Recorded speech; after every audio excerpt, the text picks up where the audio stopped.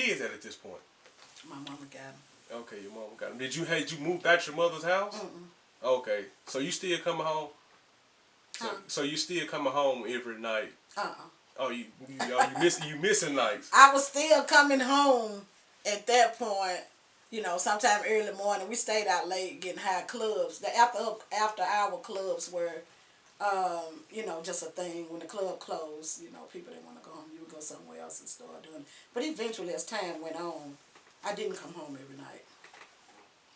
Oh, okay. And is your money flow gone, dough flow gone, you know, things begin to happen. Oh, okay. Now, is your mother looking for you? Has she noticed the difference in you yet? Yeah, because I'm not there. She got the kids more and more. Okay. But, I mean, they still going to school, you know, they look good, all this stuff. I'm giving her money, you know, and all this. Oh, okay. Even when it was like that, I didn't like it. I just tell my girlfriend just to be with me, you know, just be with me, you know. It was too much. Okay. So now you noticing like you got a habit. Are you still smoking weed at all? Or you at this point? Yeah.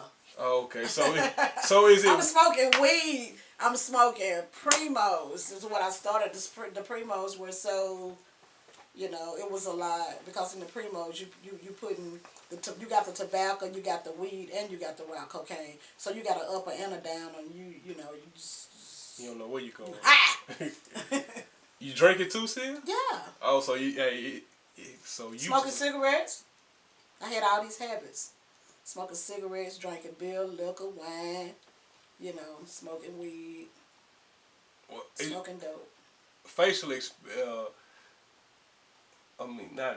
physical appearance, are you starting to look any different? Because, I mean, at this time, you still pretty young, right? I was cute, pretty black thing. So no, I wasn't. And at that point, when it was like that, I had people bringing me all kind of nice clothes and stuff, you know. Okay, so it ain't the dusty looking people that I was accustomed to seeing when you would point out an addict. So you keeping yourself up. Your kids going to school, they looking nice. You just staying out late partying. Yeah. And you. And after that, but when everything was gone, you know, things really began to happen. You know, I'm smoking. Sometimes I'm gone. Sometimes I'm gone for, you know, a couple of days. You know, and so that's probably when she started feeling the gist of it. You know, yeah. So you just stop. You know, I had a third child now. Yeah. Well, we get this. So okay. So from 8, because this a lot. So okay. It is a lot. So from. Okay, go ahead. No, go ahead. It is a lot, so, and I'm just saying. You know, some things are going from a year, 2 or 3 time period, or some of it as things escalated. You know, it's not to every little year as we go through this story because it's a process as things begin to happen. Okay, cool. So you had your first 2 kids in the 70s. 8 is your own drugs. You do your first line of cocaine in the early 80s. From there, later on in the 80s, you start to do the rock. And you're saying, okay, your kids going to school, all that stuff. We got that understood. What do you want to pick up now? I want to pick up in about 1988. Okay. When I lost a child. Okay. I lost a child. I had a child in the toilet. I thought I just had to urinate. And when I went to the bathroom, there came a baby fully developed. And I actually sat there on the toilet. I had to sit there till the paramedics came and disconnect me from the baby to cut the umbilical cord. And so I was just right there on that toilet like that till they got there to disconnect me and the baby. Wow, like dude, oh my goodness. And if I can go from 1988 to 1990 is when I had my third child. Okay. So at this point, are you stopping with the drugs, slowing down in there, or? Okay, we can say I slowed down from time to time. Okay. But the fact remains the same. Oh. Things are continuing to happen, and my life is beginning to spiral out of control. Oh, okay. And I'm doing things that I wouldn't normally do. Can you give us some examples? Okay, that was Sharon and Sharon. Yeah, yeah, I can. I've jumped out of cabs. You know, I've been somewhere in another part of the city and wanted to come home. Been out all night, come home, no money, no cigarettes, no nothing, and I know I need to get home, and I've jumped out of a cab. And in our areas, you knew your own territory, so you can say, well, I'm going right here, and I'll be right back, and you can hit that back way or whatever, you know, or whatever. Um, yeah. Oh my God.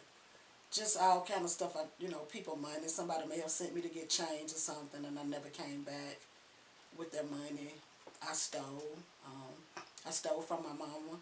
Something that I would never do. I was not raised like that. Like I said, I was raised with principles and morals about myself. Now this is when that other person came in when I was telling you about Sharon. Now this is Sharon who I'm speaking of. This person who I would never did this kind of things. It wasn't me. It was somebody else. And so yeah, I've stole. Um, I've hurt people. I put things in my body and just did stuff that I normally wouldn't have done. Beyond, yeah. So you said you slowed down some, but then eventually you go back to. Yeah, I mean, I got pregnant again. Okay. And so I tried to do the best I could do. Mind you, I was addicted. Okay. So addiction is addiction. Drugs don't discriminate. So at those times, are you even thinking about a rehab, or is it like? Yeah, I can tell you about one time I had messed up. I remember coming home, had been out all night, probably 2 or 3 nights, and I come home, and it was just time to just come home and take a bath and just lay down. I just didn't have no other choice what else to do. And I come home and in the house, and I was looking for my mama. I was like, Mama, I'm calling her, and I come in the front door, and she's nowhere around. And I'm like, Mama, where's she at? And I knew the checks had came out. And when I didn't see her, I began to ramble. And I found her pocketbook, and it had all her money in it. And I took it, and I went out the back door, and I kept going, and I got gone. And I was just everywhere.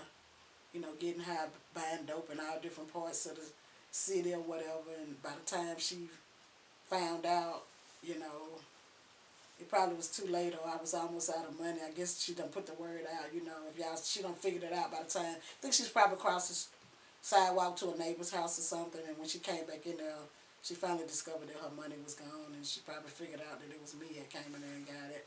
But anyway, when all of that was over, days, I don't remember exactly how long I was gone. I ran out of money, and at some point I had to come home. Nobody want to be bothered with you when you ain't got nothing. And at some point I had to come home. And so I didn't know what else to do. I had messed up. And so I left the south side of town and just started walking to the north side of town trying to get to Cato's. I didn't know what else to do. And so I was walking and I got a ride. And so when I got there, they told me they didn't have no room. And I asked them if they could please just make me a pallet on the floor. And they said, let her in. It ain't no telling where she'll be at this time tomorrow. No, they said ain't no telling where she'll be at this time next week or even tomorrow. Let her in. And they did. And I was able to get into the program. And then I got put out for fraternizing. Because the males and the females were not supposed to, spend too much time together, whatever. Sneak the guy in my room. And then my best friend, not my best friend, my roommate, she told on me. And we got put out, and I left there walking with no sense of direction of where to go or whatever to do. But of course I had nowhere to go, and so I just went back to my mama's house again. She let me in. So how is that? Like you just basically stole. Stole a whole pocketbook with all the money. Exactly, and you guys are staying in public housing, so it's not like by any stretch of the imagination you're rich. Like how is that? When you come back in a place that you just stole from. Yeah.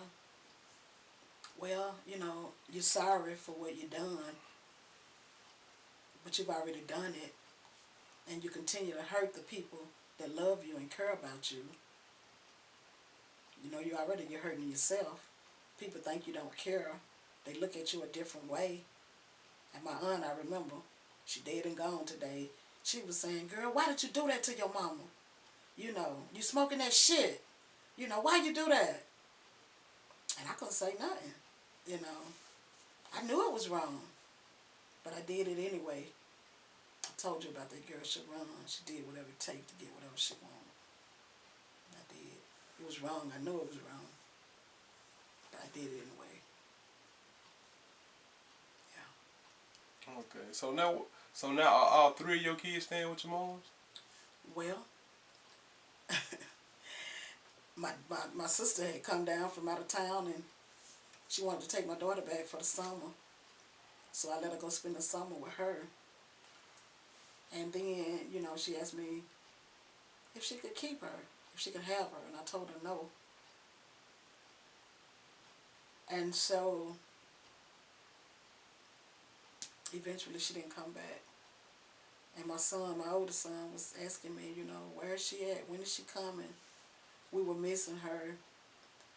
But I didn't let her have her, but I did let her stay. You know, I let her went to school and everything because I knew that she would be better taken better care of than what I could do, because at that sense, I couldn't even take care of myself. Yeah. And my son, he ended up being moved around. He went, you know, he stayed with us. He ended up going to his father's house. He came back to our house. He stayed at his cousin's house, you know, and back to our house. Plus, he was bullied from the kids in the project because he liked to go to school. He took his education serious even at a young age, and they would bully him and talk about it because he went to school, and so he actually would catch the car, the bus every day to go to another school just to not to deal with the unruly kids where we stayed at. And then my baby son, my oldest son, he was trying to do all he could for my youngest son because he didn't want him to go through what he had went through.